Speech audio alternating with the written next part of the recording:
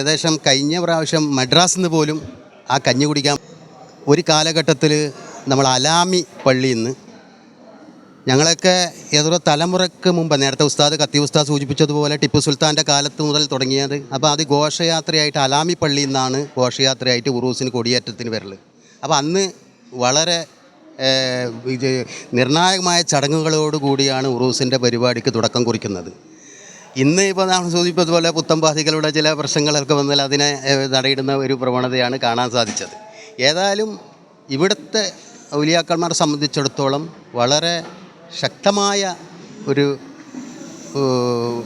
ഭാഷയിൽ പറഞ്ഞാൽ, അതായത് പഴയ ചരിത്രങ്ങൾ നമുക്ക് കുറേ പഠിക്കാനുണ്ട്. അതുപോലെ തന്നെ ഇതിൻ്റെ ചരിത്രങ്ങൾ തലമുറ മനസ്സിലാക്കി അവർ അതനുസരിച്ച് പ്രവർത്തിക്കണം. ഇപ്പോഴത്തെ കാലഘട്ടത്തിൽ എന്ന് വെച്ചാൽ ഈ ഉറൂസൊക്കെ തലമുറകൾ ഇപ്പോഴും മനസ്സിലാക്കുന്നില്ല എന്നതാണ് യാഥാർത്ഥ്യം.